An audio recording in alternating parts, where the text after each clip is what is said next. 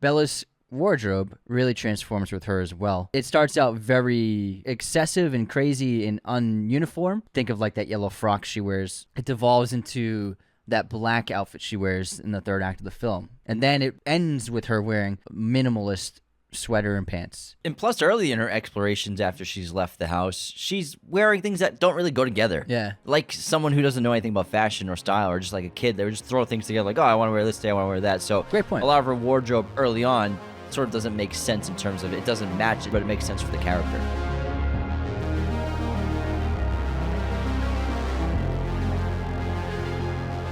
Yorgos Lanthimos' outrageous, exuberant, and visually stunning Poor Things cleaned up at the Oscars with 4 wins on 11 nominations. There's been no better time to break down this incredible film starring Emma Stone. Let's get into Poor Things. What's up, movie friends? Welcome back to Raiders of the Lost podcast, the ultimate film and TV podcast. And we are so delighted that one of our all-time favorite filmmakers has really broken out in Hollywood the last several years with The Favorite and then with Poor Things being not only a box office success, but a huge award winner and critical darling. Poor Things was the most outrageous, surreal, hysterical film that came out in 2023. We've been fans of Yorgos for a very long time, ever since his early days with Greek cinema. And he solidified his status as one of Hollywood's most interesting filmmakers. And I'm so glad that people like his work. This film, as well as The Favorite, have both grossed over $100 million, which is just amazing. The Favorite grossed $100 million, Isn't the that box so office? It's so cool to see that, like, interesting period piece stories that are very odd in tone. There's an appetite for them. Audiences want to see these films, and Poor Things was another example. He had his largest budget ever with $35 million with Poor Things, and he made a boatload. Poor Things grossed over $100 million, and it did really well streaming. It's now available on Hulu for free. So if you haven't seen Poor if Things... you pay for Hulu. If you pay for Hulu... Nothing's free in this world, Yeah, Anthony. true. It also comes with ads, too, for $7. But it's really fantastic. If you didn't get a chance to see Poor Things, I highly recommend checking it out on Hulu. It is just one of the most original, unique films last year. And then Hollywood churns out so many of the same thing over and over again. And then I watched this again last night, and it was just such a breath of fresh air once more. Such a breath of fresh air. Such a breath. It's like getting a Glad spray bottle in your bedroom. It's just a breath of fresh air. Citrus scent. Or fresh air scent. Now, Poor Things on Rotten Tomatoes is a 92% critic score, fresh, and a 79% audience score. IMDb, it's an 8.1 with over 165,000 ratings. That puts it in the top 250 movies all time on the user rating list. Wow. Which we'll see how long it'll stay there. Letterboxd, it's a 4.1. Like Anthony said, on a budget of $35 million, it grossed $108 million at the global box office, which is pretty wild for a rated R surrealist period piece in Victoria era with a Frankenstein monsters creature character. On 4 Oscar wins with 11 nominations, including Best Lead Actress for Emma Stone, Best Makeup and Hairstyling, Best Production Design, and Best Costume Design. Now, Poor Things was based on Alistair Gray's 1992 novel of the same name, centered around a young Victorian woman named Bella Baxter, whose very existence is the result of mad scientist Dr. Godwin Baxter transplanting the brain of an unborn fetus into the body of a recently deceased adult woman. Very fascinating concept and plot. I really love out there and far out concepts, and Yorgos has always been doing that. It's so exciting to see mainstream audiences discover his films. I hope if you've liked this film, if you liked The Lobster, if you've seen, The Favorite and seen that, recommend The Killing of a Sacred Deer. The Lobster, Dogtooth, his early films, his low-budget films that are, obviously this is still low budget, but really interesting concepts that this is what makes him such an exciting filmmaker. Just these ideas that it's just like, who comes up with stuff like that? It's like he dreams these ideas or something. It's just such a vivid imagination and unique voice when it comes to storytelling. And Dogtooth is his best film. If you haven't seen it, couldn't recommend it enough. It really was his breakout. It was the Oscar nominee from Greece that year. Fantastic, incredible film. And he's one of the most dynamic, interesting filmmakers. And I will say, when we did our Raiders of the Lost Oscars episode last week, did we or did we not predict all of these wins? I think we did. We were 4 for 4. We went to the TikTok Oscars party and we won a kit, a filmmaking kit, because we guessed everything correctly. Now, it was kind of easy, to be honest. Honestly, kind of easy. So I just want to quickly shout out, Emma Stone delivered in Poor Things, in my opinion, one of the best performances of the last 10 years. You can't be saying that every episode, Anthony. It's the best ever. No, it's up there. And she got so much. Do you see like the recoil against her winning over Lily Gladstone? A lot of people were very unhappy with it because they wanted Lily. They wanted Lily to win, and I saw a bunch of memes going out, and I was just like very unhappy with it because I think that from an acting standpoint, what Emma Stone did in Poor Things, and I saw it last night again, and it's re-solidified my opinion of her performance. It's the greatest thing she's done, and she's so extremely talented. She's one of the best actors alive, so that's really saying something. But in terms of the evolution of the character, she goes from playing an infant to playing a fully fledged individualistic adult. And that arc is so incredible. You rarely see characters be able to go in that kind of immense transformation before. But on top of that, she hit the comedy and the drama perfectly while also maintaining this physical prowess, the off-balance nature, the physical comedy, emoting. There's so much to Emma Stone's performance in Poor Things as Bella Baxter, on top of her fucking perfect accent. Absolutely excellent accent. For an American doing a Brit, it's just some of the best I've ever seen. It was absolutely perfect, and I can't think of a better performance last year or in the last several years in the lead actress category. And so I would say she absolutely deserved the Oscar for Best Lead Actress. We picked her, and then I think that she absolutely deserved. Lily Gladstone was amazing.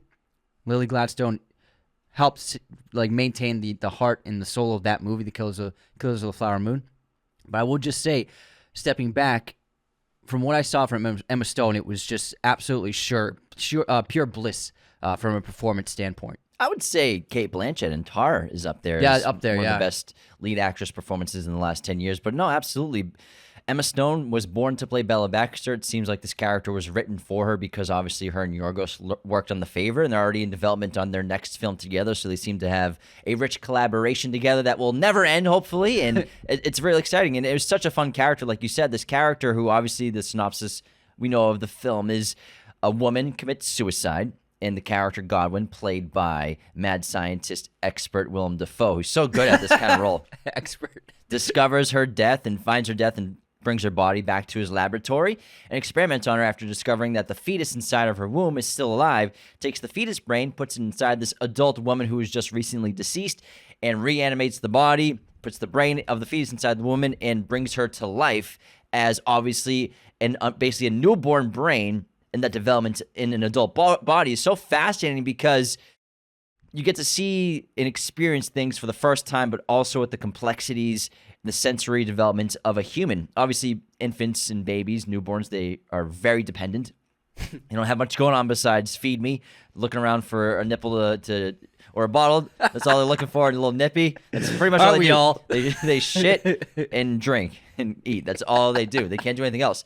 And it's really interesting, the aesthetic choices of this film, like the black and white cinematography and filmmaking for the first about half hour, because newborns and infants, they can't really see colors for the first couple of weeks. It's mostly black and white, black and gray on that spectrum, as well as some reds in there until you start to develop seeing colors. Or they can perceive colors, but their brains can't understand colors at the same time. Interesting. And so that's probably one of the creative choices of why the first half of the film, first 30 minutes of the film are black and white, is I'm assuming because Bella is an infant inside her brain until she develops and starts to absorb colors and see colors as she continues her explorations after leaving Godwin's home.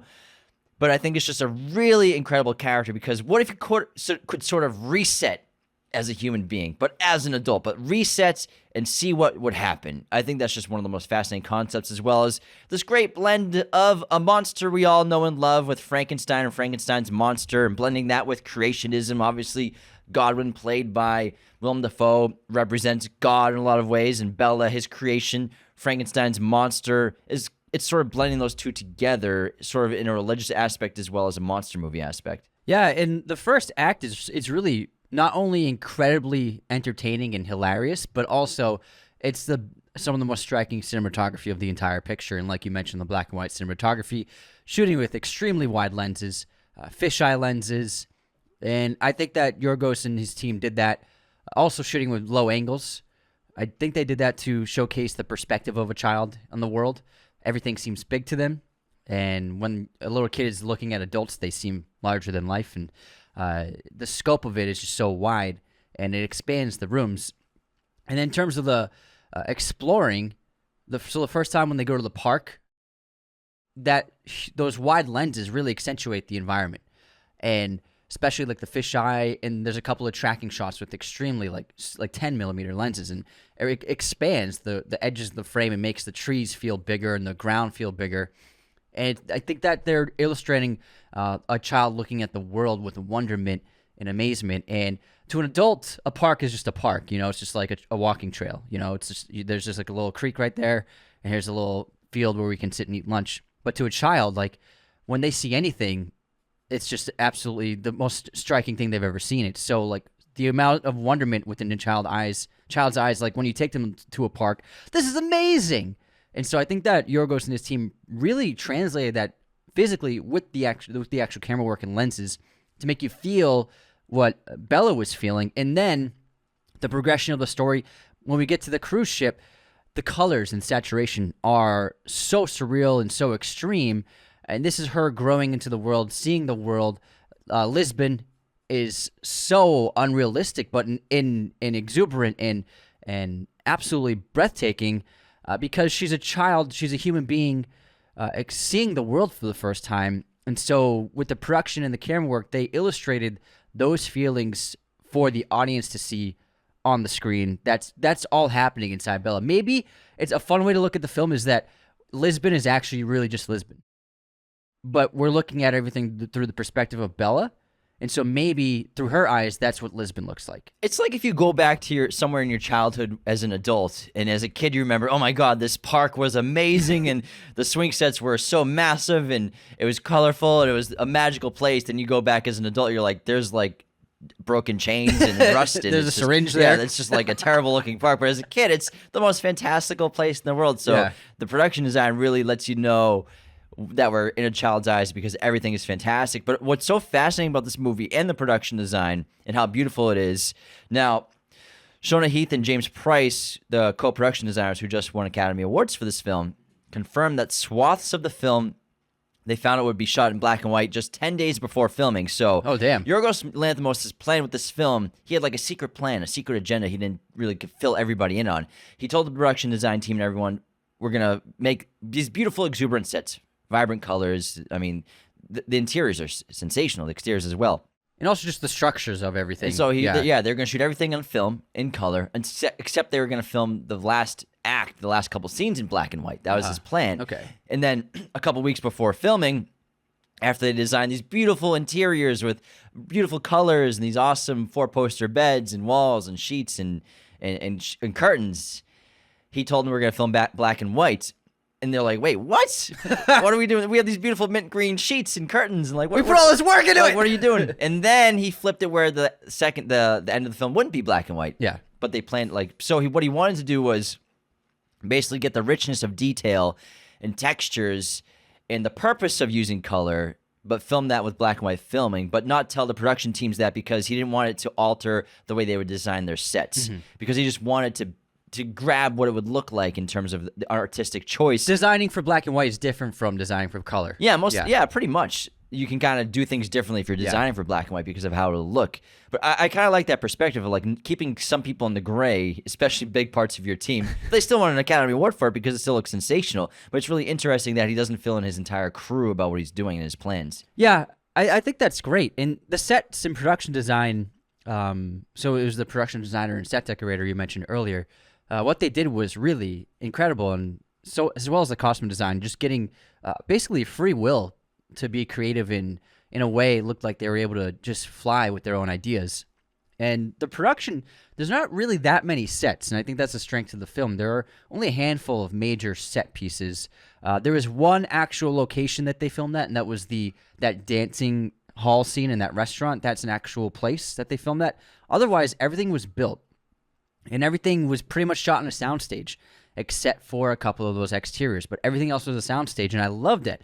There are two big films, heavy soundstages, Barbie and Poor Things, but it didn't feel like soundstages. Like, they were so creative with it. Well, it felt like soundstages, but they both did. Yeah. But you could tell they're soundstages. Like Lisbon, this beautiful exterior. They recreate the city obviously it's not really Lisbon, but it's a massive set on a soundstage, and I really love it. It's very old style filmmaking, old Hollywood of building massive sets rather than going to a location to film. It's not. They're not shooting, which happens a lot nowadays, in a huge soundstage with just blue screens.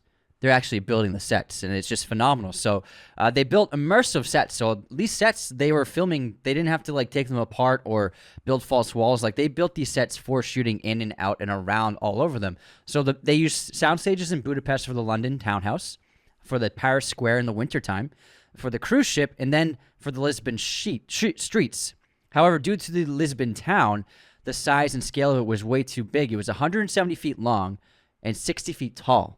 So they had to use a different soundstage nearby in Budapest to actually shoot that entire set. So I just think that this film has a modest budget of $35 million, but it looks so much more, because what we're used, like it's shocking when you look at the price tag of some Hollywood movies and you're like, how did it cost that much?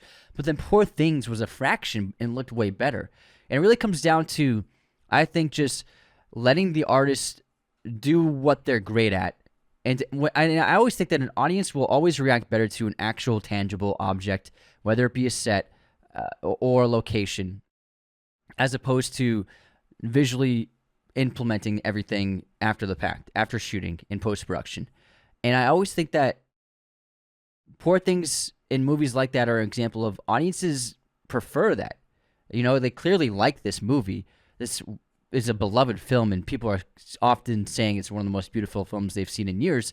It's because everything was built on set. And even most of those backgrounds on the cruise ship, those skies and those oceans, that was actually on set too. Those were giant LCD screens broadcasting footage and visual effects that they had made before they even started filming. So I think that when you can capture things in camera on the day of with the actors performing on them, it makes so much difference, and audiences react so well to it.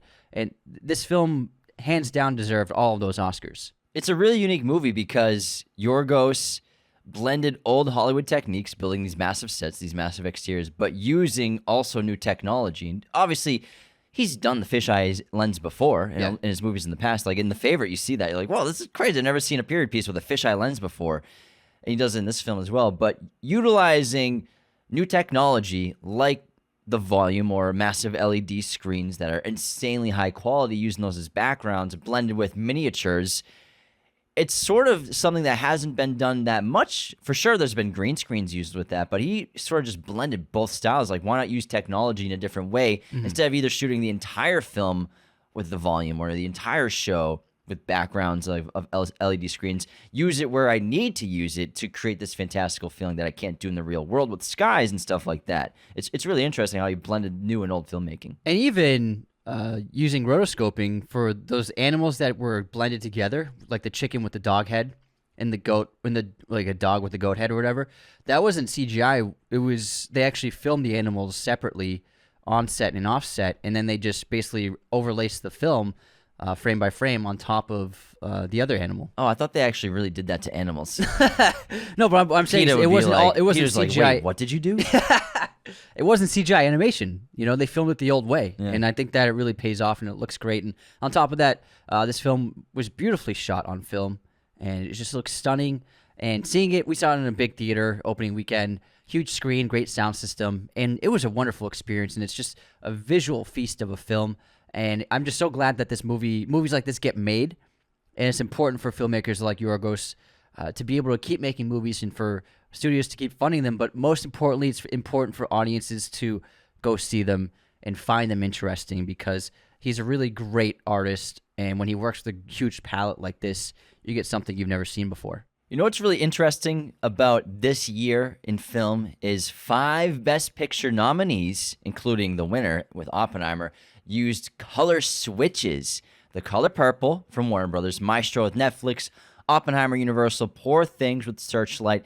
They all had switches from black and white film to color film, or black and white digital to color digital filmmaking. That's a great point. It's interesting how 5, normally we don't see it very often. You know, in some filmmakers' catalogs and filmographies, they play around with that. Yeah. But it's interesting that specific thing, black and white filmmaking mixed with color, was so prominent in 2023's filmmaking. And I think there's something about it that people resonate with. I love black and white filmmaking. Yeah. It's always beautiful to hear it. I just get choked up about black and white filmmaking. It's just like, oh my God, celluloid. But there's something about it that when you blend it with color, it keeps people engaged. Maybe not everyone can handle a full black and white movie. I know some people, they need some color in their lives for when they're watching films. And ironically, Poor Things is maybe the most colorful film we've seen in years, despite having 30 minutes of black and white filmmaking. But 5 Best Picture nominees have a color switch of black and white and color film. I think that it's great, and audiences have been reacting to it really well, and allowing the filmmakers to have this brushstroke and this new palette to work with. I think it's important to the landscape of the medium to give filmmakers the freedom to do what they want and to use color or the absence of color to help tell their story. There's a Polish filmmaker who made 2 movies in the 2010s. It was Paweł Pawlowski. He made Ida, and then he made Cold War. Both films were nominated for International Feature. He was actually nominated for Best Director in 2019 for Cold War. And both films are all black and white. But he used modern technology, contemporary filmmaking styles, and they were so incredible. And I think that filmmakers like him and the response to his films in particular, as well as a few other filmmakers, Michael Haneke has explored black and white filmmaking quite a bit, has given studios and other filmmakers inspiration to be like, let's do this too. Audiences seem to be reacting well to it. Let's try to implement it into our films. And I think that the success of movies like the ones in 2023 are going to just expand on that. And other filmmakers are going to keep exploring using black and white cinematography in amazing ways. And I think that the more the better. I think it's just an incredible way to tell a story, and it gives the audience a different way to experience the film.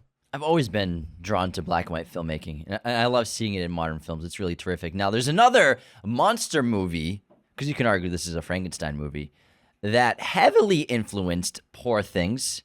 What's from that? Francis Ford Coppola, Bram Stoker's Dracula. Oh, now, yeah. According to cinematographer Robbie Ryan, who was nominated for an Academy Award for this film because it's so brilliantly shot, the one we reference more often than not was Bram Stoker's Dracula. Yorgos leaned toward that one because they use a lot of physical effects and in-camera effects, miniatures, forced perspectives, and process projections. Is the same kind of wild abandon that Poor Things has. I recommend, if you enjoyed Poor Things and you like surreal films, Bram Stoker's Dracula will blow your hair back because it is absolutely wild and fantastical and surreal, very colorful, very trippy, exciting. Even some of the wardrobe, like the wardrobe that Gary Oldman wears as Dracula, sometimes not in this monstrous form, but his younger years, he's got that big top hat, he's got the cool sunglasses, so he has a very Victorian-esque quality in the wardrobe with this film that Francis Ford Coppola and his team created. So I think there is a massive connection to Poor Things and Bram Stoker's Dracula. If you watch those as a double feature, I'm sure you'd see them all. Yeah, I totally see that now, especially with the set designs, and the sets in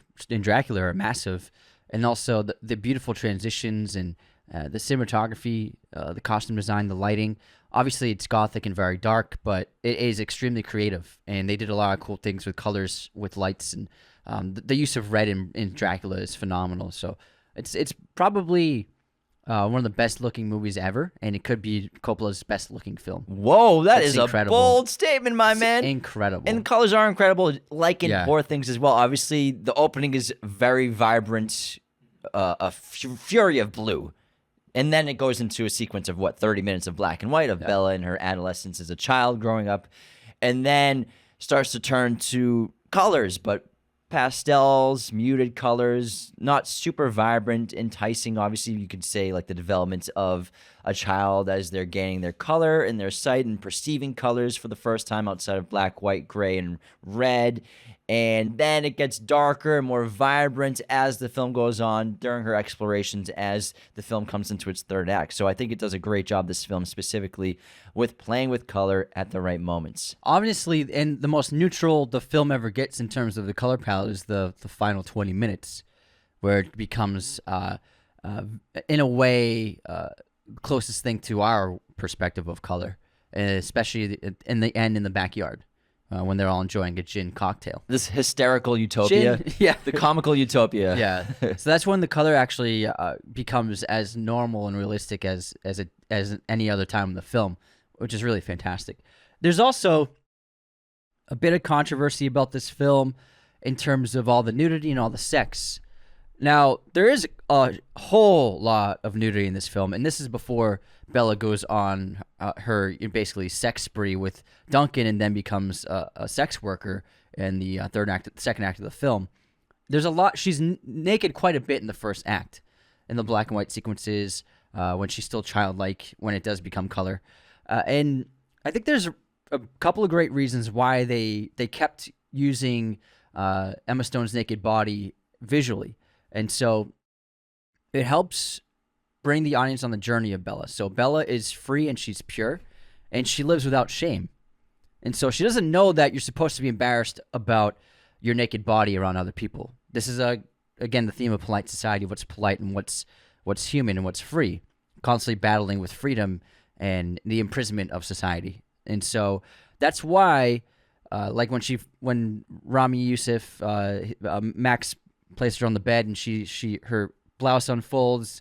This is why we see the nanny disrobe her. We see her naked or partially naked multiple times before she even starts having sex. It's because they're exploring the idea of Bella's humanity involves not having shame for her body. And so I think it's important to show that and to not cover her up. And the motif of religion, creationism, Garden of Eden, Adam and Eve, they don't know that they're naked until they eat the apple. They don't have shame. Then they understand, like, oh, why are we naked? Why? Then God says, why'd you put those coverings on you? He's like, oh, because we were naked. But they didn't know they were naked. Yeah. And also, sex is a huge part of this film. And there's probably a good 15 minutes of sex in this film. And you see a lot of naked people. You see a lot of furious jumping. And sex is part of Bella's exploration. This is where sex used in a film is vital to the development of the character. Obviously, Bella here. So she's in the film. Bella's exploring life. She's discovering life, whether it be eating food, discovering language, learning how to behave, music, dance, how to dress, self-expression. She's discovering all these facets of what it is to be a human being. It only makes sense to include sex in that because sex is just as much a part of life as eating or death or whatever. We're human beings. We have sex. And so it's important to put that in this film of someone when you Well, you were almost a 40-year-old virgin, Anthony. Made it, man. He made it, guys. I did it. Anthony has a girlfriend, everybody. We were worried about you for a while. You know, I do have a girlfriend. we're turning 34 very soon. March 19th, and we've been worried about Getting you, bro. close, man. You were cutting it close. So, not everyone has sex yet. So I've learned that sex is a part of life. I've learned that. But it's just as much a part of the human experience as eating or anything else. So it makes sense to showcase sex in such a prevalent way. And it's important to visually show that on screen because if the filmmakers cut away every time Bella was having sex with someone, every time Bella became naked or parts of her became partially nude, if the camera cut away, if the camera looked away, or if we changed scenes, then the camera would be behaving as polite society. You know what I mean? The camera would be the prison, and it would be acting against the main themes of the film. It would be contradictory to the entire point of the story. So the camera has to show it all because this is about exploring the difference between liberty and imprisonment, polite society and being human. And so it's important for the camera to show everything.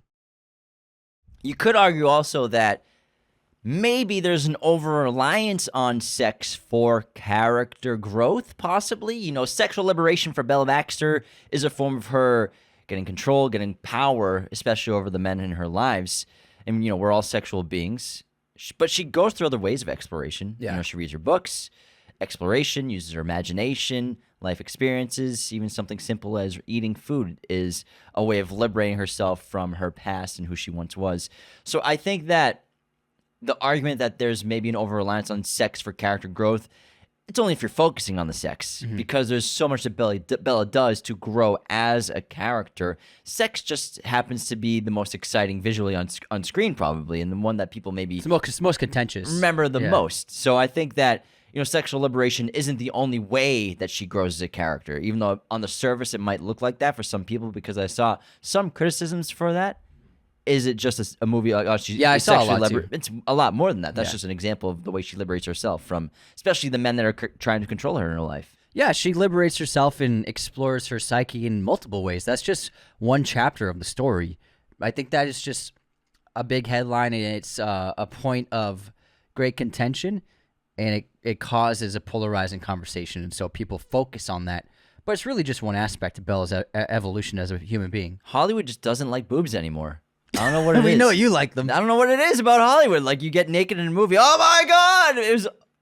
Since when has it been a problem? Well, a lot of people nowadays are not fans of nudity or sex in films. It's becoming like a bit of a 50-50. Well, I mean, you don't have to do it in every movie, obviously. Exactly, yeah. But once in a while, it's fine. Yeah, once in a while it's great. Yeah. We're humans. It's It's rated R. It's rated R. It's not like this is a kid's movie. Yeah.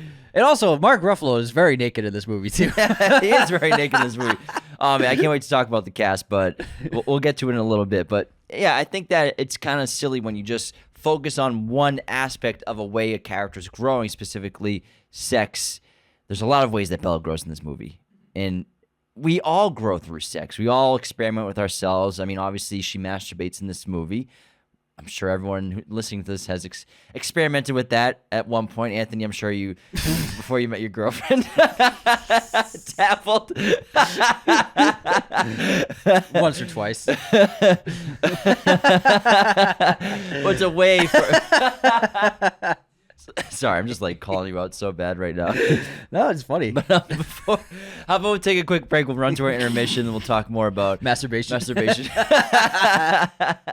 But first, don't forget get tickets to our live show in Boston on April 18th. Go to RaidersOfTheLostPodcast.com before they are sold out. It's going to be at the Middle East, April 18th at night. That's a Thursday. If you're in the local area, check us out in person. It'll be a lot of fun. Also, become a patron today at patreon.com/Raiders of the Lost Podcast. Why would you want to become a patron of our little film podcast? Why? Well, first of all, Juno needs his Meow Mix. So Patreon helps us support Juno's need for his food every day, as well as Anthony's Trader Joe's habits. And also, because it's the best way to support our show. We couldn't do it full time without your subscriptions on Patreon. You get all kinds of perks, personalized messages, video messages. You get access to our Discord. You get access to weekly bonus episodes that no one else can listen to. You get access to the ad-free version of every single episode as well. So you could listen to this Poor Things episode on Patreon. If you connect your Spotify to it as well, you can listen on Spotify with no ads. A lot of you understand that we have to put ads on the show, otherwise we would not be able to pay our bills, and, you know, Anthony would probably be face down at the bottom of a drain pool, dead, because you didn't sign up for Patreon. Virgin and dead. Virgin and dead. But Patreon supports our show immensely. Again, it's the only reason we can do it full time and make all this content for you every single week. Another great way to support the show is to leave 5-star ratings and reviews on Spotify and Apple Podcasts. At 5,000 Apple ratings, I will get a tattoo of what Anthony picks on a part of my body that he selects, as long as it's not too embarrassing. Or we'll see what's too embarrassing or not. And it helps us get seen by new people. We love to read written reviews. I'll read a written review out in just a moment. Another great way to support Raiders of the Lost Podcast is just to share us with your family and friends. Share us on Instagram, on Twitter, YouTube. We repost everything you all share on social media. But word of mouth is the best way for a podcast to grow. So let your friends know that there's an awesome film podcast out there, and that we just did an episode on Poor Things, and share this with them. Oh, yeah. This episode, of course, is sponsored by our friends at movieposters.com, the number one place to get your posters online today. Be sure to use our promo code Raiders10 at movieposters.com to get 10% off your order right now. They have a huge selection of pretty much every movie and TV show in their poster library, as well as all sorts of sizes, framing, and even backlighting for your poster needs. If you're a fan of Poor Things or any other Yorgos Lanthimos film, movieposters.com has a huge collection of all of these movie posters. So deck your place out with a Poor Things poster only at movieposters.com. And don't forget to use our promo code Raiders10 right now to get 10% off your order today. All right, let's get into our intermission. Anthony, are you ready to lose? Lose? Oh, these are fighting words, man. Those are You're a fighting pretty words. smart guy. You'll probably get these. Let's do our movie quote competition first. You ready? I'm ready, man. It's an island, boss. They're always going to find us. Shutter Island. Nice. Nice. That was fast. Yeah, Ruffalo always calls him boss. Plus Island. Dead giveaway. Should have thrown in an idiot. Idiot. That's the tone I got. Obviously, dead giveaway is an island. Dumb quote, Jib. Again, putting words in my mouth. Never said We that. all It can never hear, said we any can of all those. hear it in your tone. It's I not said that I'm, zero I'm not putting words. words in your mouth that aren't already coming through your tone. I just said island was a dead giveaway, you fucking moron. That's all I said. That's all I said. All right, here's my quote. Two people talking. Must the duck be here? Fastest duck in the city. Horatio is a prize worth stealing. He does not leave my side. Oh my God, what is this? It's so funny. Say it one more time. Must the duck be here? Fastest duck in the city. Horatio is a prize worth stealing. He does not leave my side. Oh my God, I don't know. What is it? The favorite. Oh, yes. Yes. Should have done with the British duck accent. races. I can't do a British accent. You can I would try. just embarrass myself. Guess this movie release year. Inside Man. 2006. Wow, he's 2 for 2, ladies and gentlemen. Oh 2 yeah, for baby. 2. Oh yeah, baby. That film did, in fact, come out in 2006, Anthony. Good job. What year did The Brothers Bloom come out? Great Ruffalo movie. 2005. 2008. Ah, God damn it. Wrong again.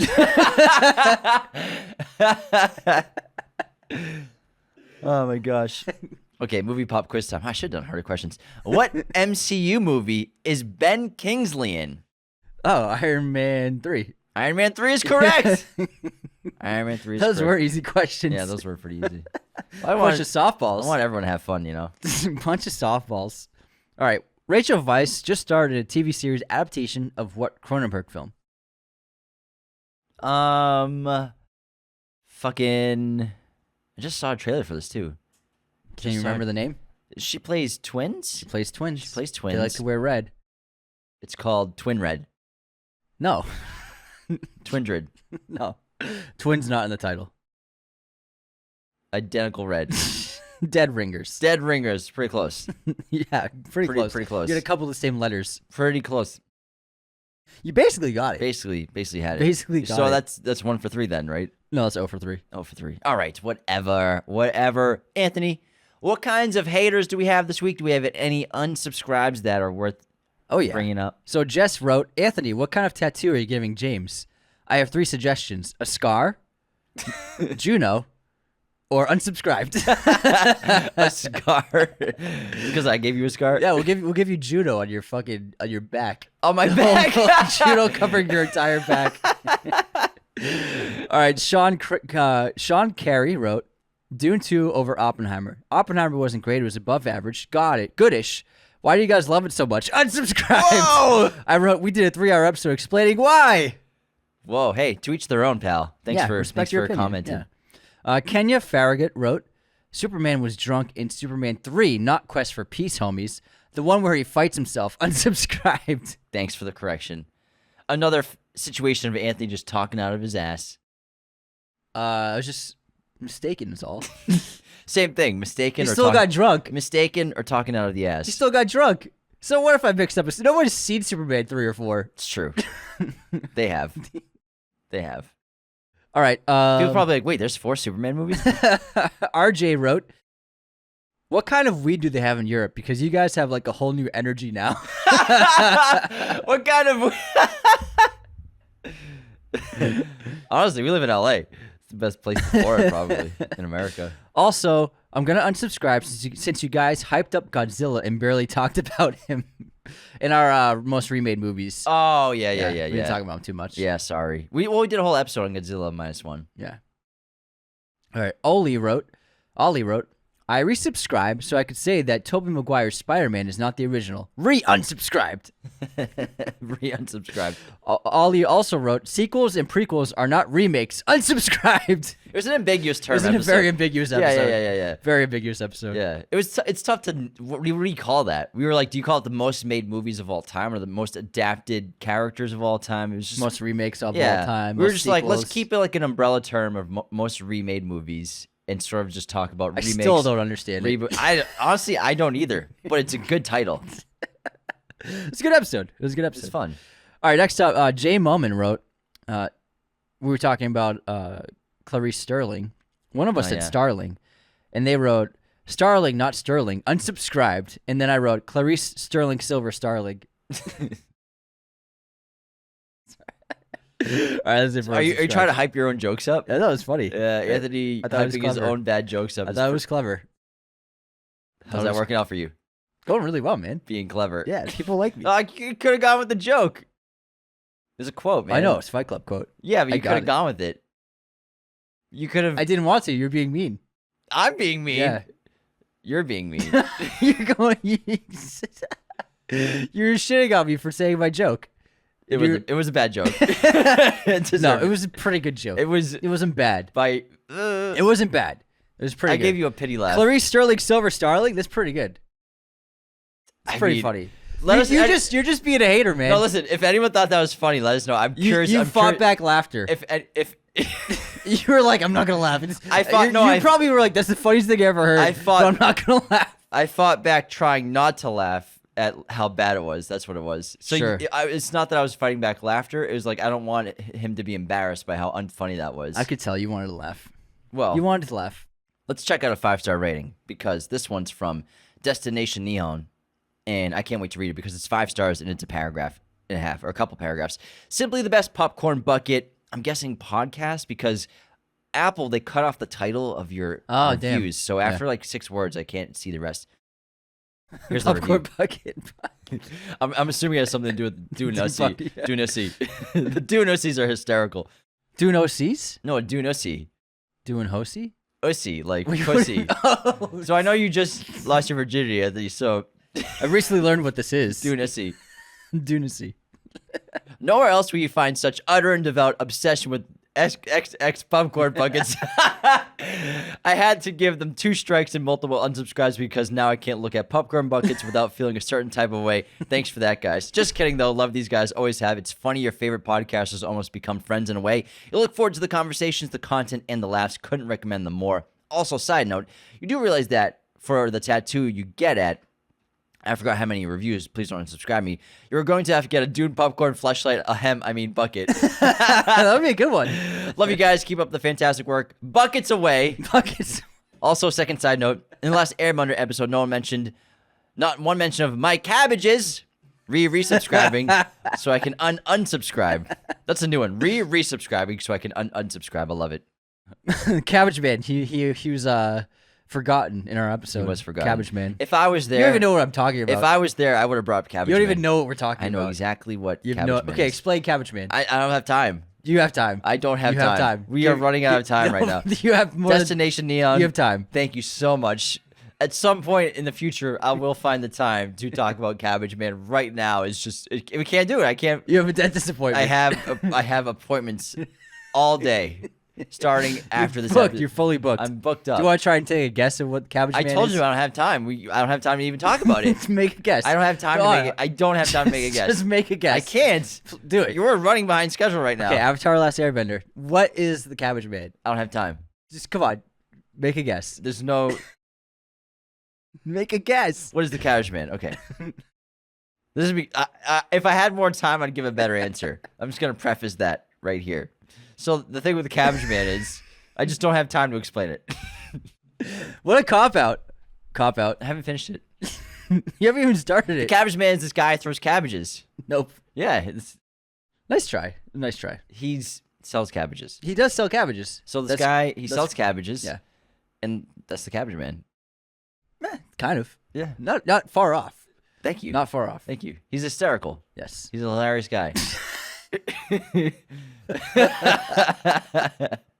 Is he not a funny character? He's a funny character. Thank you. Cabbage Man's a funny character. You don't even know why he's funny. I know so many reasons why he's funny, but again, I don't have time to explain it. Can we just move on to the stream recommendation? What's your recommendation today? Harry Potter is not on Max anymore. Did you know this? What? It's on Peacock.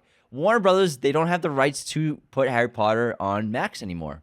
I looked for it last week on Well, my they have flight. the rights. They just sold the rights No, they lost the rights to it. to license it. Yeah, they don't have the What do you licensing. mean they lost it? They don't have the licensing rights. Otherwise, they would. They didn't sell it. What? They lost. No, because they didn't. It didn't always used to be on Max either. No. Warner Brothers owns Harry Potter. They just licensed the. They don't own the distribution. rights to. Yes, they do. No, they don't. Not Yes, to, they no do. to the licensing. Yes, they do. They license it out Why? to make money. That's why movies bounce around streamers all the time. Why would you do that? Because you make extra money. I know you make extra money, but it's Harry Potter. Because you put it on your platform for like 3 months, and then everybody watches it. Then you're like, okay, nobody's watching it anymore because it's been there. Let's just give it a Peacock for. They own the rights. They just license it out. I don't like it. I don't like it. It was on Peacock 2 years ago. I know. Yeah. I don't like it. Well, I mean, were you gonna watch them I was thinking about it. again? Yeah, I was just curious. Sometimes it's just background editing stuff, you know? Uh-huh. Because I got to do a bunch of Photoshop. Man, what a travesty! It is a travesty. Not What are you decided gonna for do? Peacock? What are you gonna do? I don't know, man. I have no idea. Oh my God. Sometimes when I'm doing like 2 hours of graphics work, Sure. I like to put a movie on the background. Just put it on streaming, on like an illegal streaming site. I can't do that. Why not? That's illegal. It's just do movie 7. I don't want to get arrested. No one's arresting you. You're trying to get me arrested, Anthony. Maybe I'm sick of this. then you could watch Avatar. Well, if if you I have had time. All right, my streaming. I stream shit all the time illegally. Yeah, I know you do. My recommendation this week is Palm Springs on Hulu, which is a really funny romantic comedy. It's about the grandfather paradox. Not the grandfather paradox, but the Groundhog Day paradox. Totally different things, Anthony. Very different things. Absolutely nothing to do with each other. Is Groundhog Day a paradox? Yes, I'd say it's a paradox. I wouldn't say it's a paradox. Why? It's just a loop. Yeah, paradox is a loop. I guess it's kind of a paradox. It's paradoxical. Shut the fuck up. Get the fuck I out. just love to disagree. Get the fuck out. I just love to disagree with Anthony. Even when you're completely wrong. I don't see how it's paradoxical. It's just a loop, you know? Just like a paradoxical loop. All right, let's get back into the episode. Are you sure? Are we missing anything? No. Unless you want to talk about the Cabbage Man. I found the time. Anyways, let's get back into Poor Things. I think that one of the great strengths of this film is the incredible cast. We've talked about Emma Stone as Bella Baxter, probably her best role, but Mark Ruffalo is Duncan Wedderburn, the sort of Casanova lawyer who comes to drop this contract for Max and Bella and their future together under guidance of God, obviously Max makes that deal. We'll get to marry back Bella without her consent, obviously, because she's just a kid. Her mind's an infant, so it's kind of You're odd. right. But Duncan comes in and is so alerted by who this person is, who this woman is in this contract, that he What kind of woman would inspire such a contract? he goes and explores the house under the guise of finding the restroom and finds Bella. Are you a 5-year-old where you cannot hold your water? It's so funny, I'm sorry. Trying to explain, but Anthony's coming in with this weird Scottish accent. He has a bit of a Scottish accent. Well, No, I'm talking about Duncan. Yeah. No, Mark Ruffalo. Yeah, I know. Not I know who you're talking about. Wedderburn. I know. So he plays the lawyer in the movie, right? You've seen it, right? Mark Ruffalo? You've seen the movie Poor Things, right? So he goes and finds Bella, and then in the middle of the night, sneaks in, and then tells her on the rooftop that they're going to trap you here forever. They won't let you leave. Obviously, they have that situation at the park where she wants to explore more. Those people are coming, and they trap her, and they drug her inside the carriage to get her back home because they're afraid of Bella leaving their control in a lot of ways for both of them. And Duncan warns her of this, and she decides, I'm going to go on an adventure with Duncan, and we're going to go away together to Lisbon. And Duncan basically woos her away, and at first, it seems like an incredible adventure, and they really enjoy each other's company until Duncan becomes insanely possessive and anxiety-ridden and becomes the thing that he's detested most and being obsessed with her in a lot of ways. Like, he's like, I've spent my whole life hating people like this, but now I've become what I hate. Yeah, it's such a funny character. It's my favorite Mark Ruffalo performance now. I think it probably is for me, too. If it wasn't for Robert Downey Jr.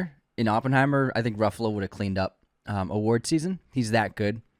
And some of the best lines in the movie are from Duncan and Bella. Like, I think this script was just so incredible. There's so many great zingers and one-liners, and this great editing. Like, after Bella's gone, and then Max speaks with God. He's like, "Do you think she's all right?" He says, "I just hope she's all right." And it cuts to Bella humping Duncan. He's like, "I hope she's all right." Cut to furious jumping. It's so funny, and I have a bunch of quotes that I couldn't pick one. There are just so many quotes. I wanted to just say them. Can you say a quote? All right, here we go. Kidding. He's been talking about the quotes for 7 minutes now. Just say a fucking quote, Anthony. So it's such a great script that. All right, this is my favorite quote of the movie. I can't wait to hear. Duncan. I'm really excited. I am so excited. Please say a quote. First, let's talk more about the chemistry, though. All right, just kidding. So Duncan says, "Well, at the risk of being immodest, you've just been thrice fucked by the very best. It's probable no other man will ever bring you to the raptures as I have. I feel bad for you." Oh my God, that's amazing. I feel bad for you. Oh my God, it's so funny. And then, it's the devil's work at hand. He coughs not air as a normal man, but blood. He has cancer, you fucking idiot.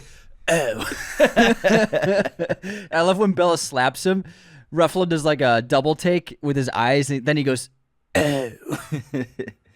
He's hysterical. His accent's perfect. The mannerisms are excellent.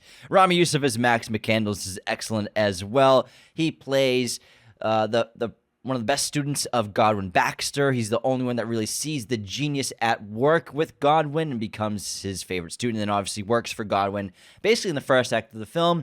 Examining Bella, watching her every movement, her step, her progress as she grows and learns every day. But obviously he makes that contract with Godwin without Bella's consent, obviously, to marry her in exchange for, what's the deal, to stay there forever and basically they can't leave? Or he has to work with them? So, what, Max and Bella? What's the contract for, the marriage So, contract? to be married, and the only way she can leave is with them two. Got you. Supervised travel. They have to be there, though. Copy. And he's just a very timid, passive passenger, but eventually, obviously, Bella chooses her later on to get married, or so we think. Obviously, when she comes back from her travels after Godwin's death, right, she's about to marry Max. Yes. But then they don't because they get interrupted by Alfie, her mother's, technically, ex-husband. And so in a lot of ways, her father, really, biologically her father, right? Technically her father. Yeah. And weird. It is pretty weird. Put that together. Technically her father. Alfie's her dad, yeah. Alfie's her dad. And then obviously what happens with Alfie later on at their house, but then when she comes back at the end of the film, the oasis, the comical utopia in the backyard, are Bella and Max married? Are they together? Yeah. Or are they equals? Are they officially married at that point? I've only seen this movie once. They didn't show the marriage, but I'm supposing they got married or they're planning to wed because she's been studying for the medical exam for what you can guess has been months now, preparing for her test. So you can imagine they probably got married. You can argue that she chose not to get married after experiencing what she did with Alfie. No, she said it to Max on the walk in the park. Yeah. No, yeah. I know, but then Alfie comes and changes everything. No. After she returns. Okay, after. Oh, yeah. You're missing that. Yeah. They go to the park again. Thank you for clearing that up. She says, I want to be married. Is it a paradox? It's a loop. It's a loop. I found a line you were thinking of. Which one? Right. I have become the very thing I hate. A grasping succubus of a lover. I've pried many of them off me. Now I'm it. Oh my God. And then Willem Dafoe is Godwin Baxter. Yeah, Willem's amazing. He's always incredible, and he chooses such interesting roles and characters and movies to do. And he's in his 60s now, and he's still He's got to be in the 70s. He's such an exciting actor, and he always chooses cool things to do.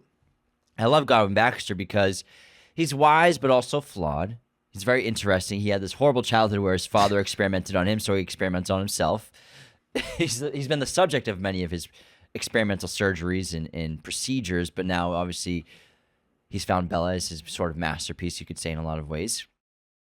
And he has great comical beats. Him burping bubbles or vomiting bubbles is one of the funniest things of the year. Just out of nowhere, it goes, oh, and the bubbles come and burst. It's hysterical. It's like, what is this doing in here? But it kind of adds to the surrealism of the film, but also adds to the things he's done to his body or his father did to his body in terms of experimentations. My father branded my testicles. And also, I mean, the idea of the reason why his name's God is obviously illustrating the idea of a godlike figure who you're meant to obey. And so the theme of obeying your God is one of Bella's conflicts in the film. Obeying Godwin. He has all these rules. He's always scaring her. He's using scare tactics to control her. People could say that about religion of, you're going to burn in hell if you sin, things like that. It's the same exact thing.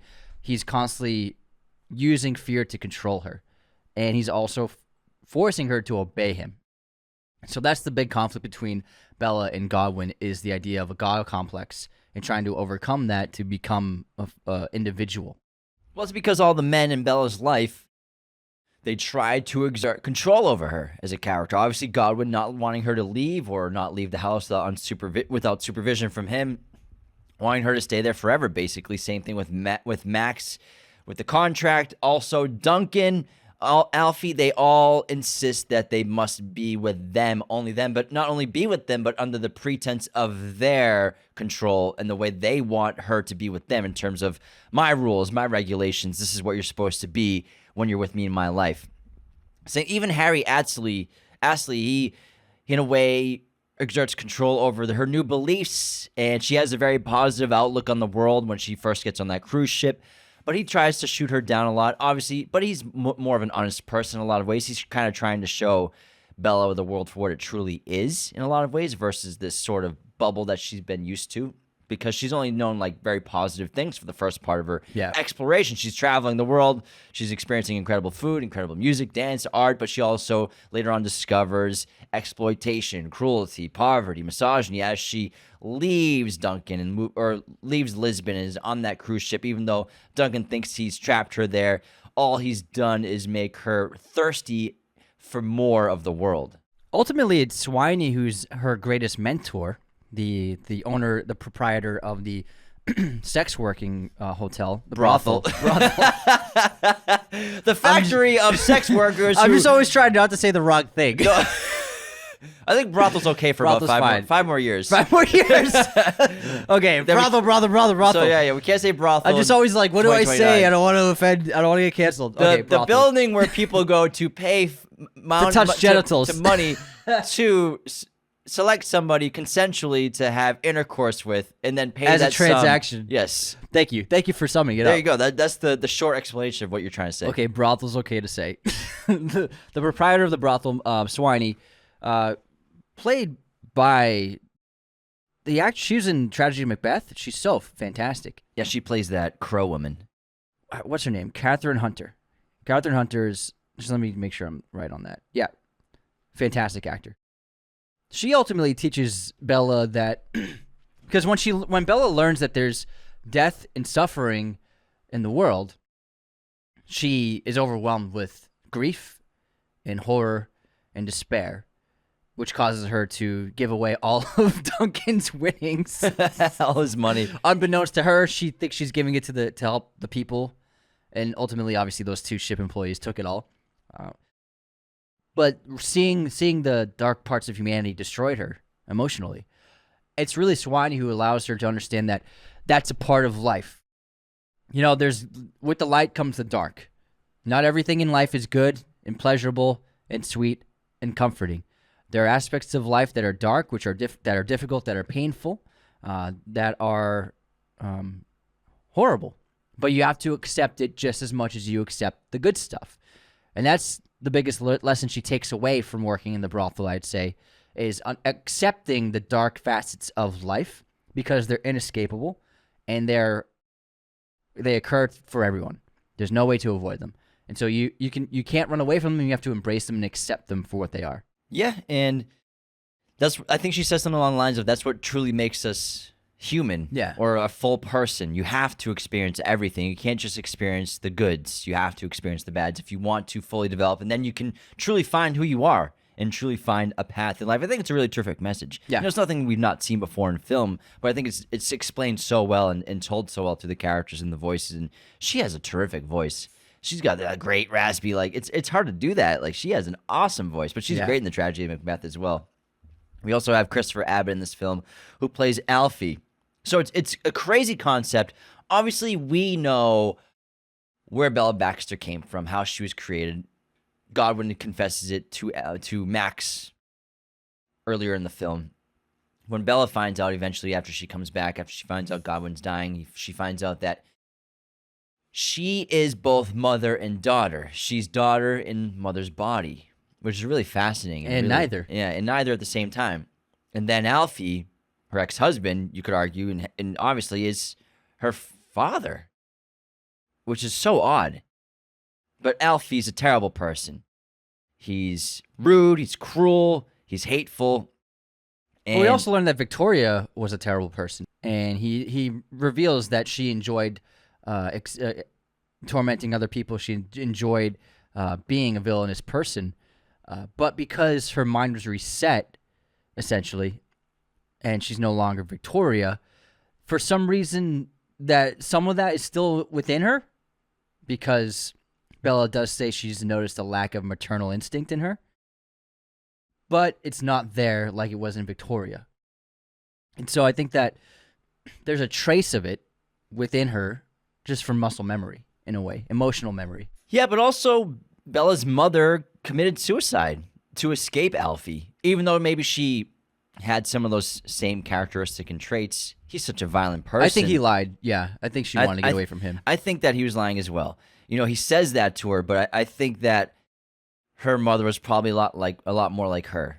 Maybe went with the program with Alfie out of her own protection, out of her own self-protection, own survival in a lot of ways, until she couldn't take it anymore, until she got pregnant.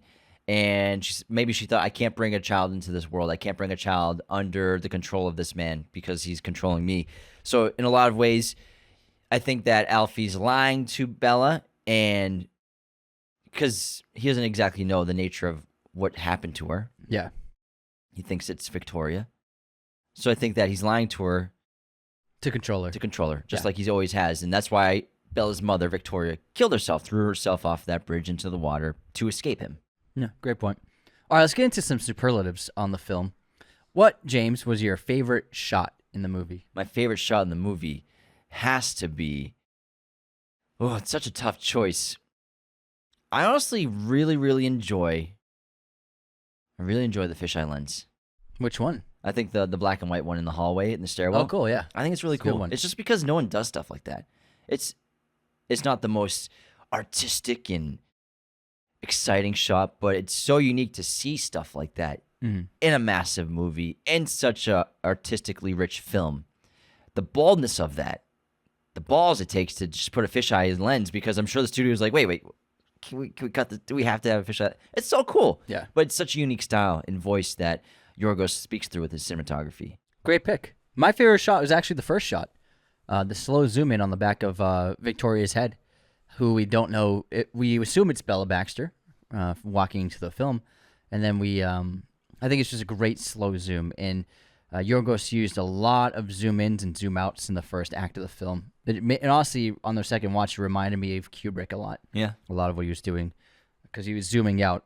He's starting on like Emma Stone's face tight, and then zoom out, showcasing an entire wide lens of a set, and it's just really fantastic. But that first shot is my favorite. Really cool opening. All right, best performance. I think we both have Emma. Emma Stone. Yeah, Emma Stone. Hands down. Best. What's your favorite location? Favorite location?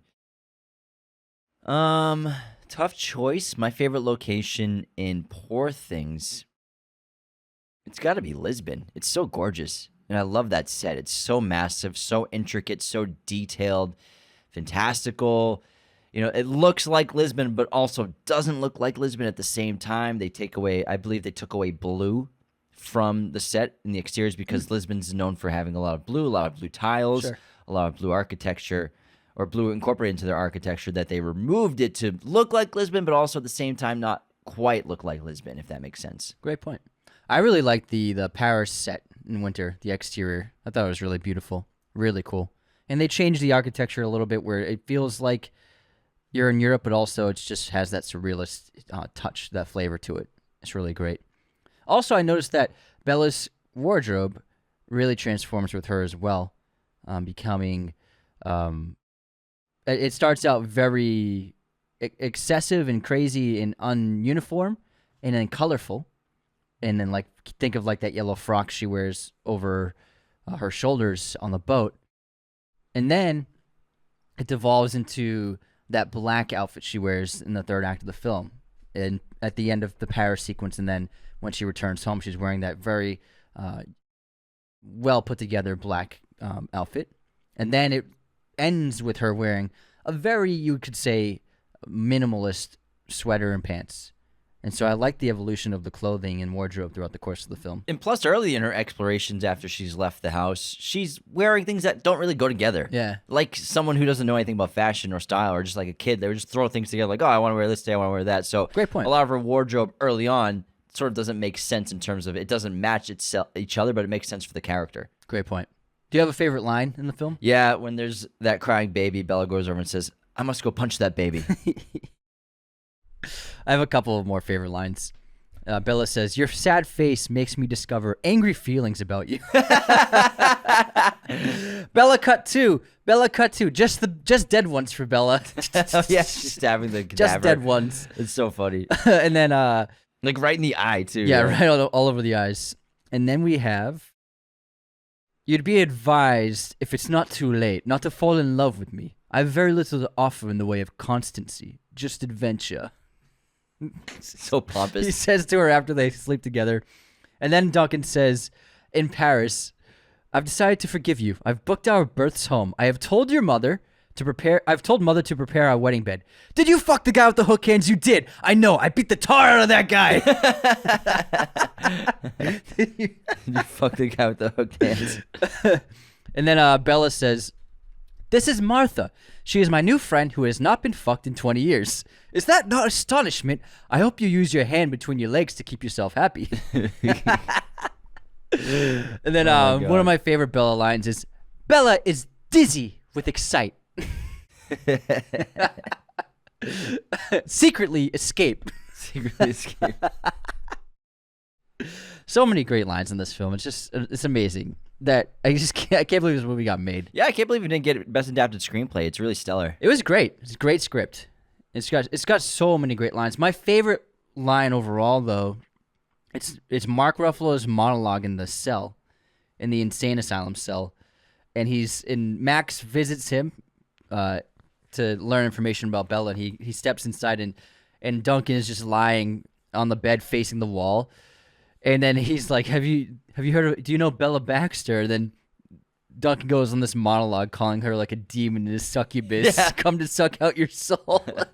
It's so funny. I remember dying in the theater. Yeah, I was right next to you. I heard you. I was cackling. Everyone in the neighborhood heard you dying in the theater. But yeah, it's just so funny, so ridiculous and outlandish, and we need movies like this to stay fresh. Yeah. We need to have movies like this get made. Well, we get made and get seen. Yeah, and it's did. 108 million. Are there any other superlatives? Superlatives? What word did you say? I said superlatives. You said superlatives. No, I didn't. I said superlatives. Who's the MVP? The MVP of this movie? Yes. Emma Stone. Bella Baxter. Carries this movie on her shoulders. Great pick. I would say Yorgos, but it really is the kinship and the trust that Yorgos and Emma have, which is so evident. You know, you can see it on screen and you can feel it that Yorgos can ask Emma to do anything and she will do it and she'll commit herself to it completely. And that's pretty rare for an actor and director. I think that's why they keep working together and will keep working together. They have an incredible trust with one another. He trusts that she can do what he asks of her without feeling insecure and without questioning herself. And then she trusts him to know the best way to tell the story and to utilize her skill set. So I think they have an incredible bond as a director and actor. Completely agree. Yeah. It's a great point. It's fantastic. It seems like he's found his muse. Yeah. And he's like, you can tell he's like, there's so many like great shots. Like there's a shot, I think it would have been hard for a lot of directors to direct the actor to do of when she's working on herself in the kitchen, in the dining room. And in front of Defoe. Yeah. Before they get up, it's just she's by herself with, with the apple. Okay, yeah. And he starts with the wide of her working herself, and then he cuts to an extreme close up of her mouth for literally like 10 seconds of her orgasming. I think that a lot of directors might have felt like that would have been asking too much. But I think with him, he's like, I trust her and she trusts me. She can do this, and I can ask her to do this, and she won't question herself. She'll throw herself at it completely and give it 110%. I wonder if that will become as famous as a fruit masturbation scene as Call Me By Your Name. Probably not. Have you ever seen people go up to Timothy Chalamet on the on carpets and give him a peach to sign? I mean, Do they really? give him an apricot to sign. Super funny. Oh my God. What's your favorite outfit from Bella's wardrobe? Oh, that's a great question. I would say the blue one with the big shoulders. Oh, the opening shot? Yeah, I really like that one. I think it's beautiful. It's gorgeous. That's my favorite too. Hey, copy. Yeah, that's my favorite. It's really, really stunning. Those shoulders, the layers, really. And it's just got this incredible color to it. And it goes with her blue eyes so well. Yeah, and I saw someone post a meme, poor thing, because it was a cat with huge eyes. But the sets and the costuming, they also illustrate the themes of the moment. So that opening, it's she's committing suicide. It's dark, it's grim, it's depressing, and so the sky is this deep blue. She's wearing this blue dress. So they really did a great job translating. When you go to Lisbon, it's colorful, it's exciting, it's flamboyant, it's outrageous because she's having such a great time. And so they use the coloring to also express what's happening in scenes in terms of themes. Plus, I love Bella's hair because it just never gets cut. It just grows. I believe it's 4 feet by the end of the film. Her hair is 4 feet long. Her extensions were, so her hair is actually longer than 4 feet. Yeah, so Bella's jet black hair, it was also an accident because she was supposed to have natural black bordering on brunette hair color since colors read much darker on camera, so it would look like it was black, but Emma Stone was instructed to get dark brown hair for the role.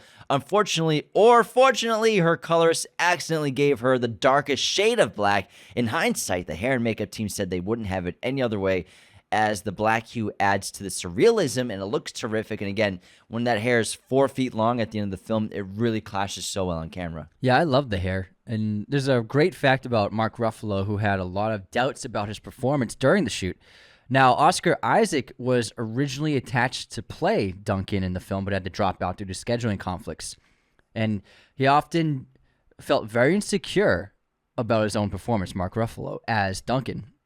Then one day, Oscar Isaac showed up because he was filming on a nearby soundstage in Budapest to say hi to everybody. And Ruffalo had not seen him yet, but Willem Dafoe pranked Ruffalo by taking Oscar Isaac to a room with Ruffalo to pretend as though Isaac had showed up to replace Mark Ruffalo. And it ended up being a big prank and gag. But I think they all had good fun, and ultimately, I think it's natural for someone to feel insecure about themselves, especially when they're doing something as crazy as this. But I think, full stop, it's Ruffalo's best work. You didn't ask favorite scene for the superlatives. What's your favorite scene? I think my favorite scene is the dance scene.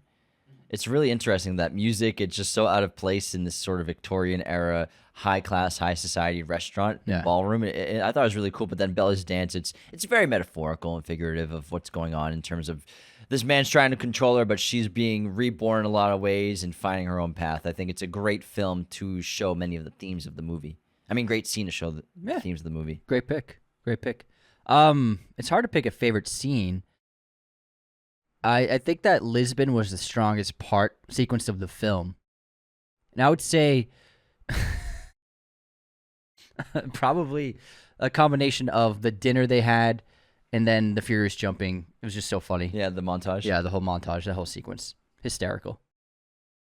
It's a hysterical movie. The first 30 minutes of this movie was laugh out loud. So, question for you. Why do you think that Bella chose to go with Alfie on her wedding day?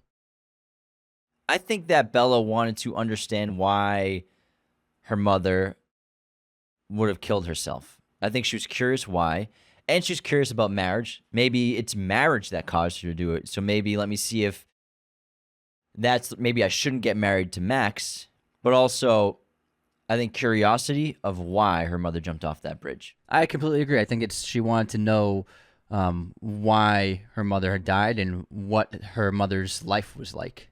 And so she was in an unusual situation where she could actually step into the shoes of her mother and see what it was. Yeah, and I think she just waited to coax it out of Alfie to really understand who he was, kind of humoring him for a little bit until, obviously, the great climax of the film. Yeah, I think that she was just definitely trying to investigate who her mother was and to learn more about the past.